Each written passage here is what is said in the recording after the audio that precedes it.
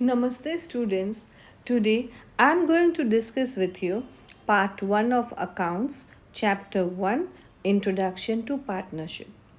Students, as per the demand of you all, today I am trying to explain this chapter in a regional language Gujarati so that it becomes easy for you to understand the things. As per the board's blueprint from examination point of view, આ ચેપ્ટરમાંથી students તમને બે MCQ section એમાં આવશે.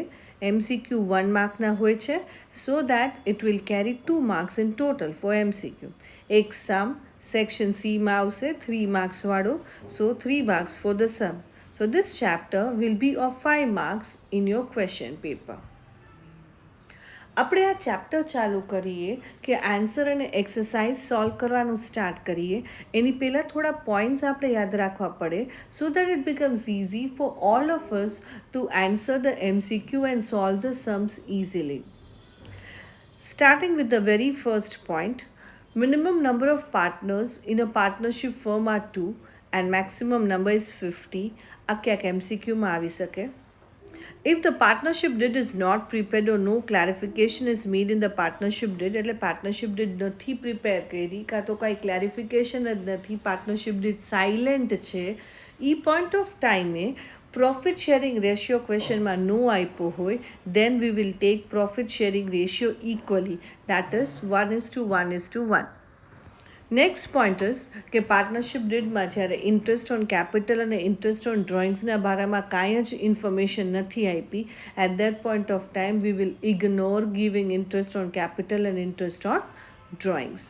Salary, bonus, remuneration, commission એના બારામાં question silent છે, કાંઈ information આપી નથી. We will not give anything to the partner. ક્વેશ્ચનમાં જ્યારે ઇન્ટરેસ્ટ ઓન લોનના બારામાં કાંઈ જ ન કીધું હોય, at that point of time also આપણે 6% ઇન્ટરેસ્ટ ઓન લોન આપવું પડે.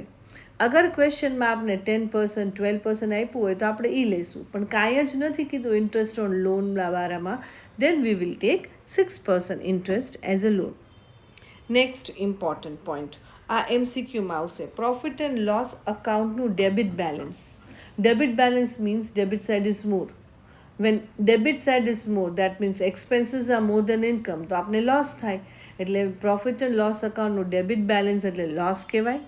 પ્રોફિટ એન્ડ લોસ અકાઉન્ટનું ક્રેડિટ બેલેન્સ એટલે ક્રેડિટ સાઇડ વધારે હોય, એટલે ઇન્કમ વધારે છે એક્સપેન્સ કરતાં, તો આપણે પ્રોફિટ કહેવાય. તો P&Lનું credit balance is divisible profit. Next point, બે મેથડ્સ છે કેપિટલ અકાઉન્ટના, that is fixed capital account અને fluctuating capital account method. Fixed capital અકાઉન્ટમાં capital will not change from the name itself, એટલે ઈ કેપિટલની અમાઉન્ટ ફિક્સ્ડ જ હોય, જે આપણે લાયબિલિટી સાઈડે મૂકી દઈ બેલેન્સ શીટમાં અને કરંટ અકાઉન્ટ બનાવવું પડે.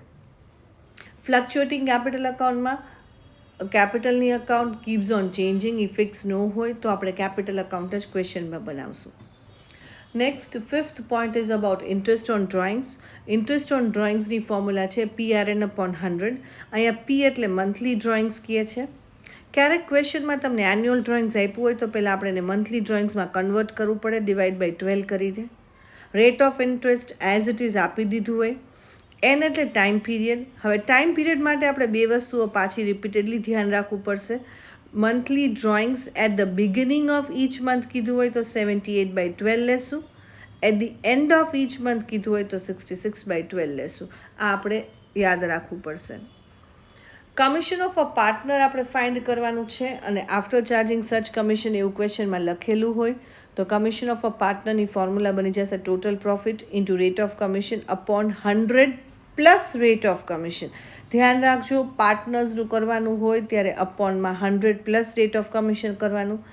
મેનેજરનું કમિશન ફાઇન્ડ કરવું હોય ત્યારે divisible profit into rate upon 100 directly થઈ જશે.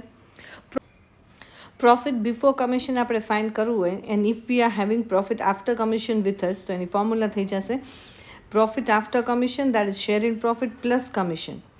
એટલે આફ્ટર કમિશનવાળા પ્રોફિટમાં કમિશન એડ કરી દે તો પ્રોફિટ બિફોર કમિશન થઈ જશે. ઓપનિંગ કેપિટલ ફાઇન્ડ કરવું છે આપણી પાસે, તો આપણે ફોર્મ્યુલા છે opening capital is equal to closing capital plus drawings minus profit. Thank you students.